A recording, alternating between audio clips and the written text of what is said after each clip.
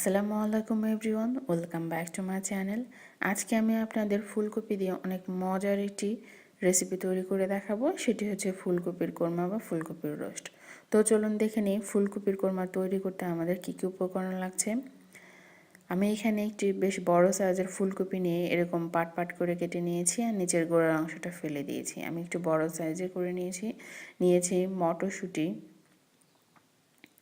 আর মশলার মধ্যে লাগছে আমার রসুন বাটা 1 চা চামচ পরিমাণ ভরে ভরে নিয়েছি 4-5টি কাঁচামরিচ বেটে, আদা বাটা নিয়েছি 1 টেবিল চামচ পরিমাণ, এখানে আমি নারকেল বাটা নিয়েছি 1 টেবিল চামচ পরিমাণ, নিয়েছি টক দই, আর লাগছে আমার কাজু বাদাম বাটা। আপনারা ইচ্ছে করলে কাঠবাদাম বাটাও দিতে পারেন।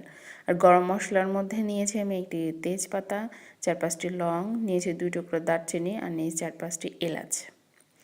আর গুঁড়া মশলার মধ্যে আমি এখানে ব্যবহার করব 1 চা চামচ পরিমাণ লাল মরিচের গুঁড়ো, নিয়েছি গরম মশলার গুঁড়ো আর পরিমাণ মতো লবণ। রান্নার জন্য লাগছে আমার পরিমাণ মতো তেল, আর নিয়েছি এখানে আমার 1 টেবিল চামচ মতো ঘি। পেঁয়াজ বাটা নিয়েছি হাফ কাপ পরিমাণ। প্রথমে প্যানে আমি তেল দিয়ে দিচ্ছি প্রায় 2 টেবিল চামচ পরিমাণের মতো, দিয়ে এবার আমি ফুলকপিগুলোকে ভেজে নেব। তেলটা গরম হয়ে গিয়েছে, আমি এবার দিয়ে দিচ্ছি ফুলকপির পিসগুলোকে। আমি এই পিসগুলোকে কিন্তু বেশি ছোট করে নিই, দেখতে পাচ্ছেন আপনারা একটু বড় বড় করে কেটে নিয়েছি। যদি আপনারা ছোট করে কাটতে চান সেক্ষেত্রে কিন্তু এগুলো সিদ্ধ হয়ে কিন্তু ভেঙে যাওয়ার সম্ভাবনা থাকে। তো একটু বড় বড় করে কেটে নেবেন। দেখুন ফুলকপিগুলোকে আমি উল্টিয়ে পাল্টিয়ে ভেজে নিয়েছি।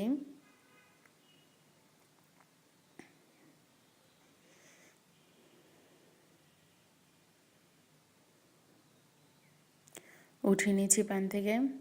উঠানো হয়ে গেলে এই তেলের মধ্যে আমি আবার পরিমাণ মতো তেল দিয়ে দিচ্ছি,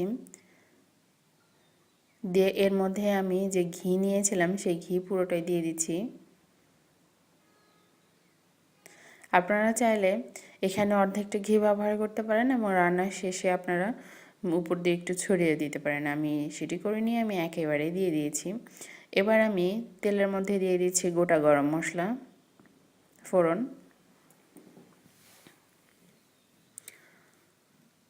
তেলের সাথে একটু গরম মশলাগুলো হালকা ভাজা হলে এর মধ্যে আমি যে আদা বাটা নিয়েছিলাম সেই আদা বাটাটা দিয়ে দিচ্ছি রসুন বাটা আর কাঁচামরিচ বাটা। এবার আমি এই মশলাগুলোকে একটু তেলের সাথে মিশিয়ে দিচ্ছি, মিশিয়ে একটু 2-3 মিনিটের মতো ভেজে নিচ্ছি। ভাজা হয়ে গেলে এর মধ্যে আমি দিয়ে দিচ্ছি পেঁয়াজ বাটা,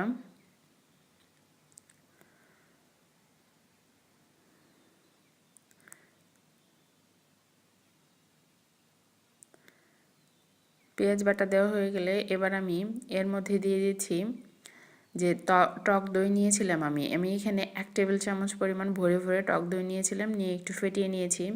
এবার দিয়ে দিচ্ছি আমি কাজু বাদাম বাটা। এরপর আমি দিয়ে দিচ্ছি নারকেল বাটা। আমি বেশ খানিকটা নারকেল বাটা দিয়ে দিয়েছি এখানে। দিয়ে এবার এই বাটা মশলাগুলোকে আমি একটু তেলের সাথে খুব ভালো করে ভুনে নিব, যাতে মশলাটার কাঁচা গন্ধটা চলে যায়।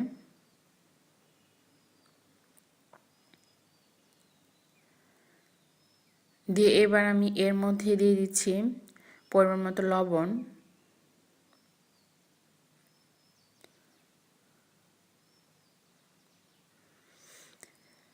এক চা চামচ পরিমাণ লাল মরিচের গুঁড়ো, দিয়ে এবার এই মশলাটাকে একটু তেলের সাথে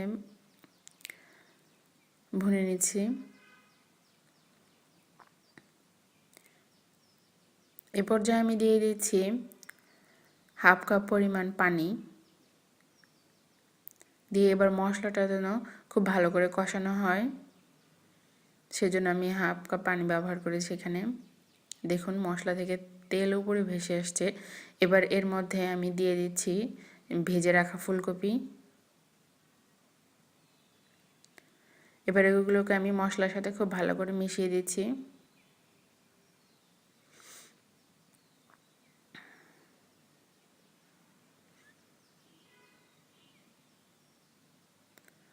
মিশানো হয়ে গেলে আমি কিন্তু এবার এর মধ্যে আমি আরও 1 কাপ পরিমাণ পানি দিয়ে দিয়েছি।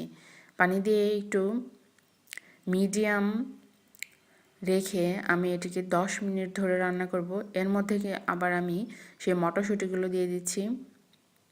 দেখুন, এবার আমি 10 মিনিটের মতো রান্না করেছি মিডিয়াম আঁচে। দেখুন আমার পানিটাও টেনে এসছে। এবার এর উপরে আমি গরম মশলার গুঁড়ো ছিটিয়ে দিচ্ছি, দিয়ে একটু গরম মশলার গুঁড়োটি একটু মিশিয়ে দিচ্ছি। দেখুন এবার আমি চুলা থেকে এটিকে নামিয়ে নিব। রান্না হয়ে গিয়েছে, আমার গরম মশলা মিশানোই রান্নাটাও কমপ্লিট হবে।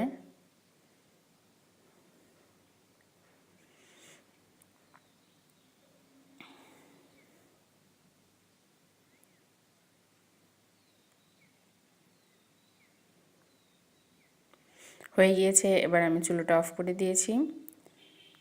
তৈরি হয়ে গিয়েছে আমার মজাদার ফুলকপির রোস্ট। এটি আপনারা অবশ্যই বাসায় রান্না করবেন। এটি খেতে কিন্তু অনেক দারুণ। এটি আপনারা পোলাও, বিরিয়ানি অথবা রুটি, পরোটার সাথে সার্ভ করতে পারবেন।